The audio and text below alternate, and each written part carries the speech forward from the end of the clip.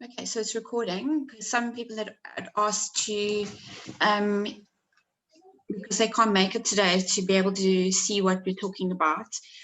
Just to recap, we were chatting last week about what being on social media is all about. It's telling a story. It's small little blog posts. It's connecting from the outcome and making sure that you're connecting on a personal level. And the product is just a piece of your story. It's not the whole story. And being authentic, you know, telling your story, knowing who you're talking to. And yeah, okay, so today we're talking about content creation. So how to put your content together. And then next week, we're going to talk about making connections. So that's being able to, you know, who you're talking to and making authentic connections with them. So the way to make content creation is the following ways. So there's a few different things. Make a list of your 5 daily habits. Where do you go? What do you do? Do you go to a gym daily? Do you go to the beach often? Do you go and shop at the same shopping center? Okay.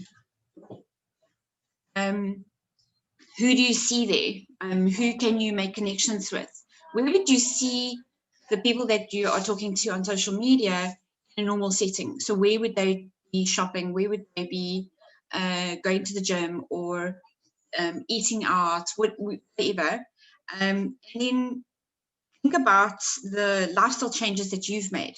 Have you made lifestyle changes in your daily routine, in your eating habits, in your cleaning, in your personal care products? Where have you made changes? And that's the type of things that you're going to be talking about. You're going to be talking about these day-to-day things, because that's what people want to hear. They want to hear and they want to see what you've been doing on a daily basis, how it is to be a normal human being that uses doTERRA. You know, being you. So think about why you first bought doTERRA, okay? Dig deep.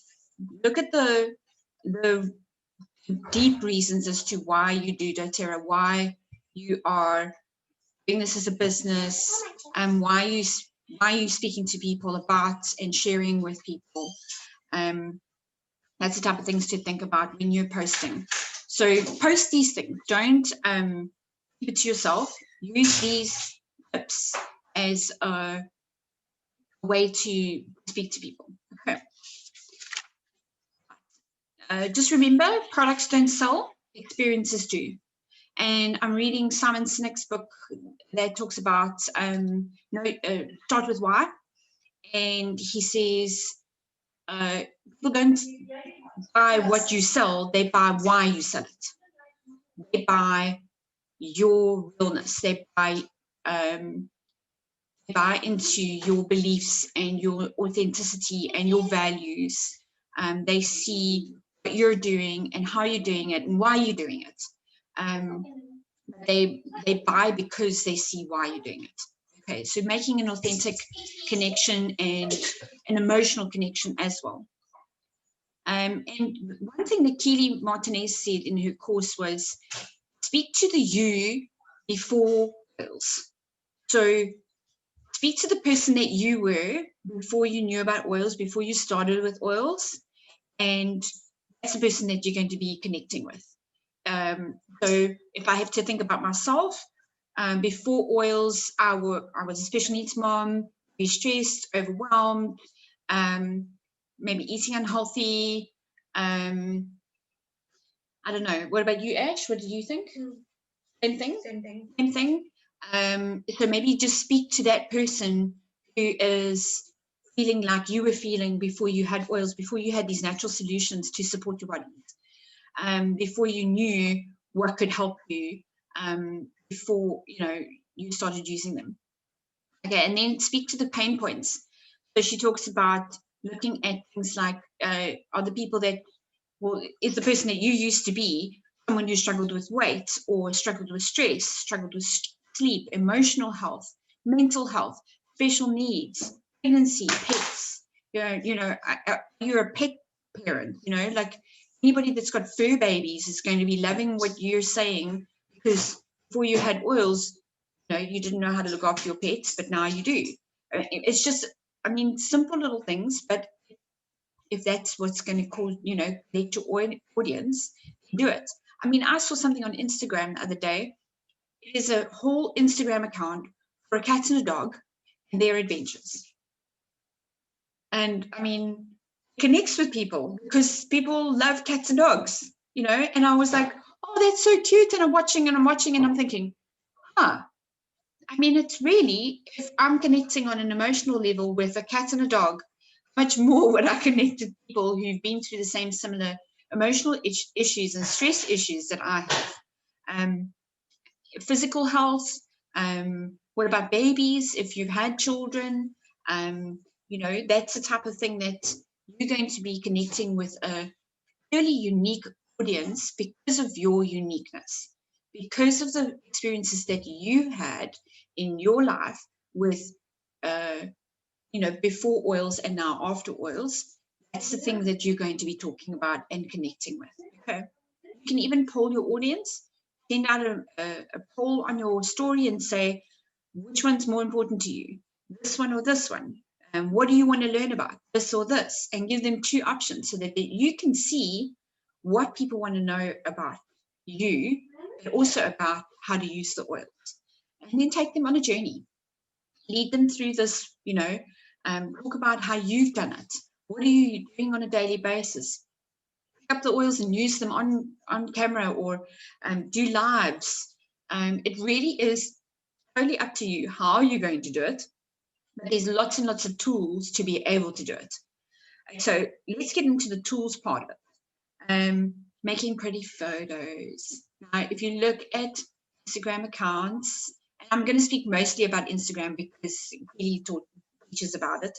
If you look at their pretty photographs, they're all like aesthetic, they're all beautiful, they're all just look similar and the same. And so these are the type of tools that Keely says she uses to be able to make it look all, flowing, and it looks the same, that it all flows within it. Okay. So she does a prep. She does the branding, the colors, the lifestyle, fonts. Like for myself, I've looked at these 3 types of fonts that I really love, and I'm using those 3 only in my posts. Looking at your branding. So if you're taking a photograph of your oil, make sure that the bottle is clean, that there's no maybe scratches on your label, or dirtiness here, or it gets a bit gunky, or even full of dust. Make sure that it's nice and clean. Those are like simple little tricks. They really show when you're taking a photograph of something. She uses a Canon to take her photos. She says an iPhone or a smartphone is quite fine.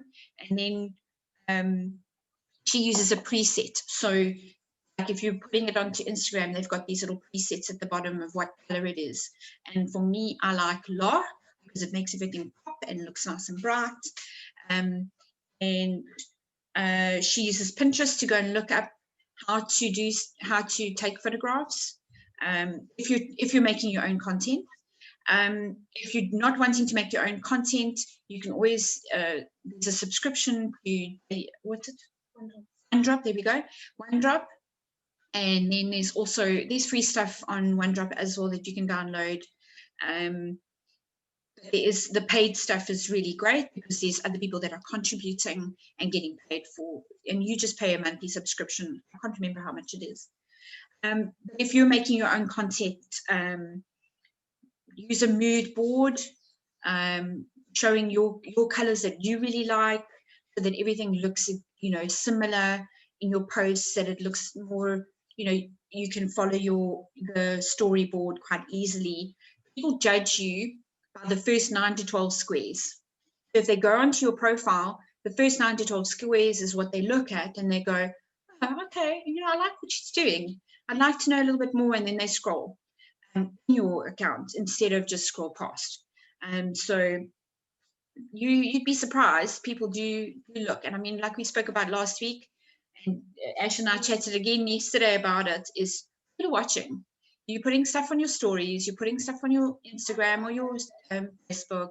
People are watching, and you might be surprised who. Take a look at your stories next time and see who's viewed them, because that will give you a clue as to who's actually interested in hearing what you have to say. Okay, so those are the first impressions, is those 9 to 12 squares. Take a look at your own 9 to 12 squares on your Instagram or on your Facebook, or just those first couple of posts, and see if that's something that would catch your eye. But if you're busy scrolling, will it catch your eye? Okay. So tools that you can use, and it's not necessary, make sure you have good lighting. So having a big window just behind your camera. So like right now, I've got a window here in my office. I've got a nice big window that brings in natural light. But Keely was saying, if you don't have natural light coming in, there are really cheap lights that you can get. I know Takealot's got them for like $150, and they're the big round, like loops looking lights. They look freaky. They bring in a lot of light for when you're taking photographs or when you're recording like we are today. Having a good background. So she uses a flat board, a whiteboard, and so I've gotten myself as well a whiteboard. It's just a piece of masonite that's got white on one side, and that's what I use to do my Flatlay photographs. We'll talk about Flatlay in a moment. And then have some props if you like. Keep your background light, keep it white or cream, and then have props. Like if you want to put in plants or a piece of, or a stone or something like that, that's just going to grab somebody's eye, or a scrap of paper that's got like a written note on it. That's lovely if to just give it a little bit of an aesthetic look. Then she uses the Flatlays when she's taking photographs. So it means that you're laying your product flat like this and taking from the top. Then she says what you do is you take it in 3, so you make sure that it's in the center of your of whatever you're taking. Zoom in slightly. Now I'm going to show you with my camera or with my phone. So if you're going to do a flat lay, you're going to hold your phone flat as 90 degrees as possible, as still as possible. You're going to zoom in slightly with your fingers, and then click on the light so that you'll see it will all of a sudden look much brighter on the actual object. So you're going to click on the object that you want more light on, and then take a photograph, and you'll see the difference in your photos when you're doing stuff like that. Like I said, make sure that it's clean products. You can use a smartphone. Smartphones are awesome. And then take the picture. You can use different apps, different software and things online to kind of clean it up. Things like Lightroom, which is from Adobe, to take out shadows. SCO, it's an app. There's another one called Afterlight, Color Story, Watermark. I can send you a copy of those, those app icons, that you can see what she uses. And always put your watermark on. Always put on there who belongs to this photograph, because if somebody else is chance using your photo, then it can come back to you because you've got your watermark on there. Okay. You will find lots of people do that. They kind of take your photos. It's as long as you've got your watermark on there, then, and make it as close to the product as possible or close to the writing so that they can't just crop it out. Because I mean, that's what people do. They don't have integrity. And I mean, in the beginning, I also did it because I didn't know, what it was all about. That you needed to have, permission to use the photos and things like that. And that's why I said to Ash, go ahead, use my photos. There's my watermark, it's on there. Okay. There is also apps called WordSwag. We know about Canva, and then there's another one called PicMonkey. And then for scheduling, there's one called Plan with a double N, Planoly, and Later. And those are 3 apps that you can use on your, I know Planoly you can use on your desktop as well, and you can schedule your stuff ahead of time if you don't have time to do it, you know, right now in the moment, and you want to schedule it up ahead of time. You know what, that's the way to work smart and not hard, because you want to use your time effectively. So batch your photos, batch your Instagram posts, you know, schedule it all ahead of time, and then let it just run. And those ones are really great to use. I use doTERRA Social, so that's also one to use, but it's a paid one. And I use Planoly for one of my other Instagram accounts. Planoly is really lovely, but I mean, the other ones work really well. And then use emojis. I mean, we use emojis in our chats, don't we? So what Keely said is that when you use emojis, it actually catches people's eyes and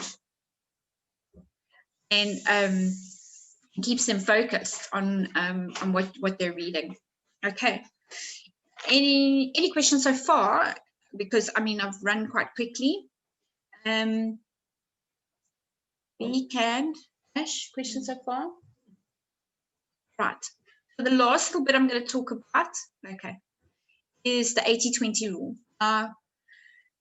Probably in everything that you hear about these days is 80-20, 80-20. All right. So with regards to content creation and posting, 80% of your content must be adding value. Adding value means that you're giving information, you're sharing knowledge, you're helping for them to be able to empower themselves.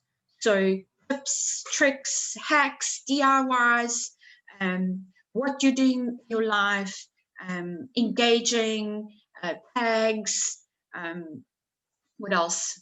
What else can you, when you're adding value? You're teaching, madam. I'm teaching. Right, so anything like that, anything that you can offer to them is free in your post. Check out this YouTube link, or you know, watch how I roll it up and down my spine, or this is why I use this. It's really just adding value to their lives, and not asking anything, because you want people to feel like they can trust you to be able to, you know, give you value, you know, give the value that you're offering. Then 20% of the time is when you ask the questions. You ask, are you ready to start this journey? Are you ready to live the life? Tell them how they can enroll, how they can join, how they can be invited to a class. And that's 20% of the time. So if you think about it, it would be out of 10. So 10 posts, 8 of them are going to be adding value, and the last 2 are going to be asking people to join your journey with you. So come on board, join the team, enroll, get your own account. Those are the type of things that you're going to be doing at 20% only 2 posts out of 10. And then we're going to be talking about making true connections next week. I don't want to take up too much time. Mind you, I'm seeing now we've only done 20 minutes. Yeah, next week is a bit long. I don't want to go over time. And then also, oh, she did talk about bubbles there. Okay. So what Kelly does as well is she has in her bubbles, there's those little highlight balls underneath your profile in Instagram. It's when you've done a story, you can add it to your bubble. And she has themes for her bubbles. So she's done one picture for the cover of her bubbles so that everything looks aesthetic. And then she has a theme for each bubble. So I've been doing that now is one bubble will be stress, one bubble will be sleep, one bubble will be discomfort, and then top 10 will be in another bubble, and Then what she also offers them is how to join Bubble, which I haven't done yet for my account. And then they can click on there, and it's got step-by-step instructions on how to join on their own. And some people love that. I have had some people who absolutely love just doing things on their own. And they go off on their own, their own account, buy their stuff, join the groups on their own, no issue. But then there's other people that you have to walk step by step and say, would you like to join this? Would you like to do this? If they've got something available to them, but a lot of people on Instagram just want to do it on their own. They do their own research, they buy online, they really quite forward thinking about, how they're doing stuff. So they don't need a lot of, walking through it or hand holding. They can just go run with it. And they can tell you afterwards, oh, I've joined your team. Okay, great. Which I'd love to get to that point with my Instagram. It takes time to build up rapport and build up a relationship with the people who are on your Instagram or on your social media. Look, your family and friends will be watching you, and people that don't know you will be watching you. So take that into account. Like we spoke about last week, you don't have to get too personal, but you can dig deep and let people know that you do struggle with something, that you're human, and that type of thing. Right. So next week we're going to go over know, like, and trust factor, and I'd be excited to share that with you next week. Okay. Any questions? I'm going to stop the recording.